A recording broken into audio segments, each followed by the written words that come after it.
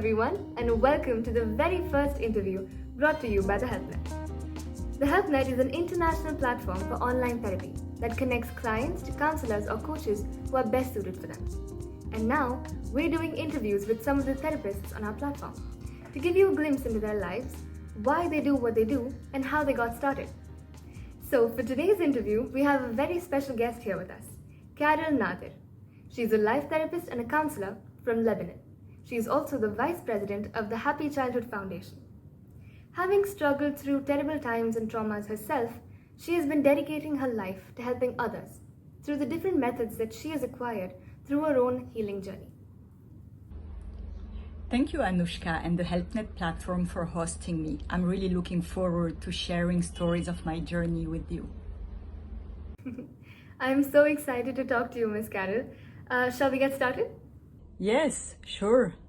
So my first question to you is, what inspired you to get into the field of mental health? I think I was born with the need to heal people's wounds. Very young, I could sense the moods around me. Even at school, I always sided with the kids who were bullied. I was living in an apartment on the ground floor. I used to sneak into the kitchen, grab some food, and the adventure was to navigate throughout the apartment unnoticed till I could get to my bedroom window to give away the food I've gathered, to homeless people, secretly. And it filled me with so much pride and joy to do such things, and this very special connection with strangers was just amazing. Later on, as a teenager, I really wanted to become a doctor, but more specifically a pediatric neurosurgeon. And my ultimate goal in life was to open a hospital that would be free of charge for people who couldn't afford it. And while growing up among my friends and family, I've always had this position of the advisor, of the diplomat, of the friend, of the soft-eared people would naturally come to. So you see, there's always been this acute awareness, this sense of community, the importance of relationships in my life. That's so nice to hear. So now that we know how you got into the field of mental health, I wanted to ask you, how did you get started as a life therapist specifically? My journey as a life therapist started through volunteering. The first 10 years were about jails, men and women. So the prisoners had life sentence or death penalty. But at that time, I thought I was too young, barely 25, to be the therapist of people who committed crimes. So I thought it was wiser to get to them through art and craft courses under the cover to restore their dignity, teaching them new skills, help them create objects they would sell, and support their families. So it was through these workshops that we established a connection. Issues were raised, discussed, challenged, and this is what I call, therapy in disguise. And then I had 2 missions in India, in your beautiful country, in an orphanage, the Mother and Child Foundation in Kerala. Our foundation, which I'll tell you about later, financed the program there. So I had to go for an audit and help them optimize their resources. I spent most of my time with the kids, just doing with them any kind of therapies, through drawing, art and craft, group challenges, meditation. And I can tell you for a fact that those were the most fulfilling and beautiful days of my life. And then the next 10 years were about rehabilitation centers, mostly neurological and psychological support. I used to deal with adults, but mostly children, suffering from spinal cord injury, head trauma, strokes, mental health issues, genetic disease. So you see, these 20-something years were a journey at the core of suffering, and they really showed me that helping others was my true calling, the meaning and purpose of my life. And I think this journey was possible because very young I understood that it's a privilege when you're the person who can give, who can share without expecting anything in return. And this famous motto saying that what is not given is lost was a guideline through the different stages of my life. Wow, that saying is beautiful, really. And I know for a fact that no meaningful journey, is ever easy. So what kind of struggles did you have to go through to be where you are right now? Well, I think that it's a daily challenge when you really want to become a better version of yourself every day, because you're constantly adjusting to new circumstances, to a new environment, to new challenges. But if I had to remember three major struggles I had to go through to become the person I am today, I would definitely start with the fact that being an empath made it really difficult for me to set boundaries. And because I was a codependent person, no matter how much I tried to help people, support them, I always felt guilty and kept blaming myself because I didn't do the extra little thing, I haven't gone the little extra mile or done things differently. So it was very frustrating. I decided to go through therapy, and there was this wonderful lady who really showed me how to set my limits and boundaries, and most of all, define enough. And since then, the process of helping, supporting people became much more optimal and efficient, and I was happier. The second thing was about getting rid of judgmental reactions. We live 95% of our days and life on the programs that were downloaded before we turned 7. So in our adult life, we tend to mimic the reaction we witnessed in our childhood. So there's this process to unlearn and make a deliberate choice of who we want to become was quite challenging. And last but not least, because I had my shares of trauma, I really wanted to heal from my traumas first, bounce back, get grounded, process the experience that I've been through to be able to give meaning to events that happened to me. And then, and only then, I was able to help others with their own struggles. There's this analogy that I like, even though it sounds a bit cliche. When you board a plane and it's, time for safety measures, the steward's going to tell you when oxygen masks drop, you put it first on your face and then you can assist others, even if others are also your own children. But it's not because you love yourself more than you love them. It's just for the fact that you cannot help others and assist them if you're not okay yourself first.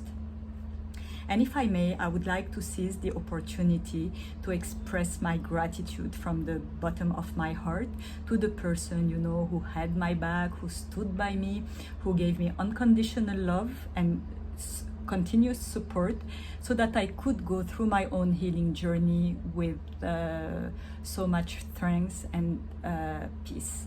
So really thank you. And I know you know. And to think that after going through all of these struggles and coming back on the other side even stronger, and then using all of these experiences to help other people, it's really inspiring. And while we're talking about struggles, I remember watching a video of yours about the broken heart syndrome. That sounds pretty interesting. Could you tell us a little more about what that means? The broken heart syndrome, or the Takotsubo syndrome, is real. It looks like a heart attack, but it's not. Medically, it's the same chest pain, the heart enzymes are high, the electrocardiogram is going to show electrical disturbances, but since your arteries are not clogged, it is not a real heart attack. The heart muscle gets taut and its pumping function is reduced from 70% to 30%, but it can entail the same complication as a real heart attack would do. So statistically, it's 9 women for 1 man. From an emotional perspective, it could be triggered by major stress like the loss of a loved one. It could be a life-changing event like retirement, separation, or a divorce. It could be a shocking news, and sometimes it can even be a harsh medical sickness. So this syndrome is real, it's not a joke. So I would like to tell you a little story about it. When I was about 16, I was working on a family tree. So I went to my grandfather to ask him some information about his siblings. And to my surprise, he mentioned that his younger sister died, I'm quoting, because her fiancé broke her heart by marrying another woman. So, when you're 16, the first reaction is an outburst of laughter and saying, seriously? And he confessed that after her death, she was labeled as fragile, as weak personality. But I can tell you now that it was a real medical condition. And another thing that I wanted to ask you about was recently you've been featured on Agenda Cultural, which is a leading cultural magazine in Lebanon. So what's the story behind that? The Agenda Culturelle has a section that features NGOs and philanthropists. So I was interviewed as the vice president and active member of the Happy Childhood Foundation. It's a Swiss foundation but operating in 3 continents. So let me tell you the story behind this foundation. 12 years ago, my son Philip died at the age of 11 in a terrible accident. He was such a loving and caring child. He was such a generous person, he would instantly give away his toys to any child who expressed the desire to have them. So after his death, his dad decided to create the foundation in his memory to take care of underprivileged children in Lebanon without any kind of discrimination. It was basically about 5 essential programs, which are the basic needs: health, education, physical and sexual protection, and recreation. 13 months later, our 16-year-old daughter Leticia had a horseback riding accident, and she was left with a spinal cord injury, completely paralyzed from her neck downward. So she had surgery the very same day, and after the surgery, her dad and I were with her in the intensive care unit waiting for the doctor and his prognosis. So you know, when you're a mom and a dad and you have bad news about your child, it's like a death sentence. So his prognosis was about 20% chance of barely ever being able to move again. So we looked at each other and rejected instantly this possibility. We looked at her and told her that no matter what it's going to take in terms of means, efforts, money, we're going to move heaven and earth, but she'll be back on her feet. And this is a promise. And you know what? Deep inside, I knew I would keep this promise. I know that a miracle was going to happen. The only way to achieve the impossible is to believe it's possible. This is what I truly believe. And the decision was made for her to go to a rehab in the US, the Rehabilitation Institute of Chicago, that has been #1 in the world for 30 years in a row. To cut a long story short, it was a very tough time there, very challenging, but she was the fastest recovery ever in the history of the hospital, and 9 months later she was back walking, and the promise was kept. Oh, there's an important detail I forgot to tell you about. You know, since she couldn't breathe on her own, she had a tube down her throat for about 3 weeks. As soon as the tube was off, the very first thing she said was that she was asking the board members of the foundation to find a solution, a structure, anything that could help other people in her like her in her situation, but that didn't have the means to go abroad to have therapy, but in Lebanon. So there's been this cooperation between the Rehabilitation Institute of Chicago, our foundation, and a hospital in Lebanon called Hôtel Dieu de France. And a year later, the rehabilitation center opened. So it's very difficult for families when we are in such situations. Each and everyone suffer. Even our youngest daughter, who was left alone at home attending school, systematically was a solution instead of a problem with every single event happening. And this is how you know that you're a blessed mom. And I would like to share something with you. I think that as parents, we think it's our job, our duty, among our prerogatives, to teach life to our children. But I can tell you that as far as I'm concerned, the biggest lesson I got in my life were those given by my children. I always refer to them as the alchemists, because they showed us the way and how we could transcend and turn our tragedy and pain into something beyond us, beyond our suffering, at the service of others and on a larger scale. And I think it's part of resilience when you have choices, when you face difficult situations in terms of how to react. I personally can tell you that I chose love over hatred, I chose empathy over bitterness, and in the end, mostly I chose happy. So, speaking of Lebanon, since you're from there, were you in the country at the time of the Beirut explosion of 2020? And as a psychologist, what kind of psychological effects did you see in the people of the country after the incident? Beirut blast, August 4, 2020, 6:07 p.m. Our city was shattered to pieces. It was the third most violent explosion that happened on Earth after the two atomic bombs. This tragedy left us with scars, not only on our bodies, but also in our souls, because justice was never made. It's so unfair. It was about roaring noises, explosions, shattered glass, blood, people screaming and crying. It was an apocalyptic scenery. It was so huge, so overwhelming. We couldn't process what was going on. We just didn't know what just happened. So, when you have such a tragedy, there's very little you can do. You have no control over it.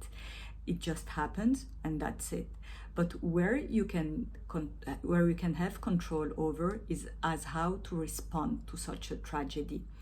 So we did two different things. The first one was an initiative my daughter took to open our rehabilitation center to each and every person that has been injured by the blast to have their sessions at our center free of charge.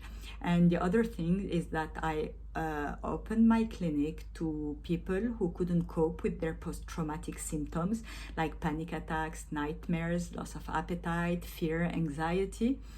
And I think that was the very least we could do to such a devastated population.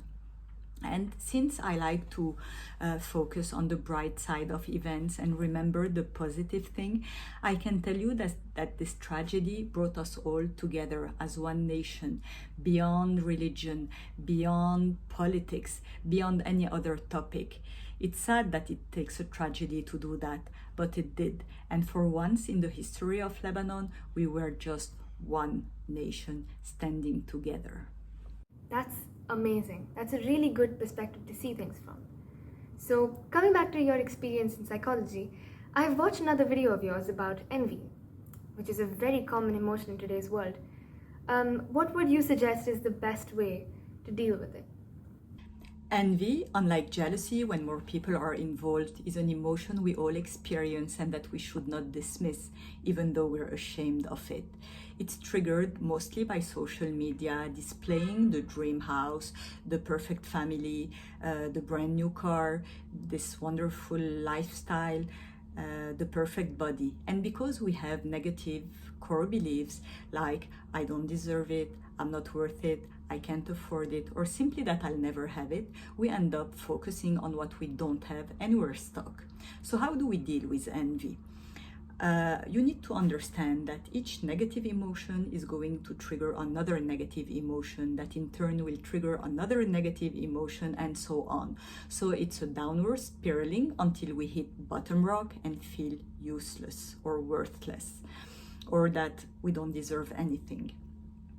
So the idea is whenever we feel envy is to freeze this emotion in order to prevent this spiraling downward from happening. And the questions we should ask ourselves, what is this emotion trying to show me? What kind of information is it giving me? Is it showing me where I wish I were, what I wish I had, or what's missing in my life? So the idea is to use this envy as a compass to assess if we really want that thing in our lives and if it's worth it. And if the answer is yes, are you going to take action to make it happen? Because sometimes we desperately want something, but once we get it, we're so disappointed because it didn't bring us the pleasure or the joy we expected. For sure.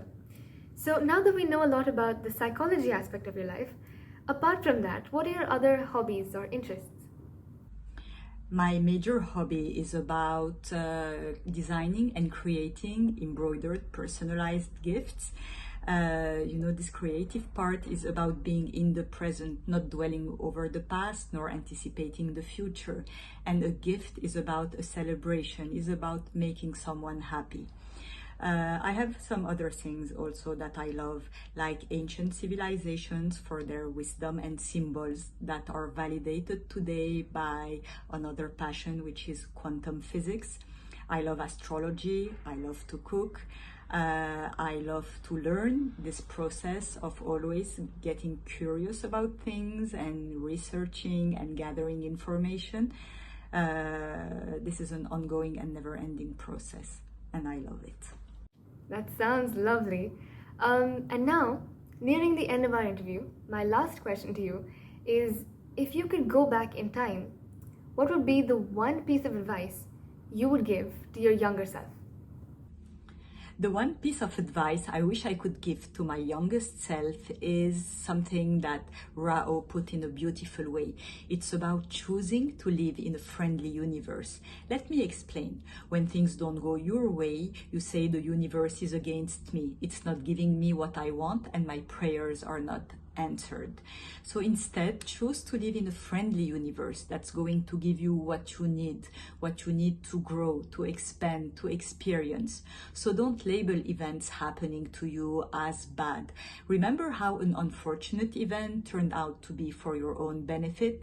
So please trust the process, trust the system, trust the synchronicity of events happening, because in the end, it will be for your own benefit. I'm pretty sure I can draw some inspiration from that as well. But unfortunately, due to time constraints, we've now reached the end of today's interview. And Carole, it has been lovely talking to you. Thank you so much for coming on here as our guest for today.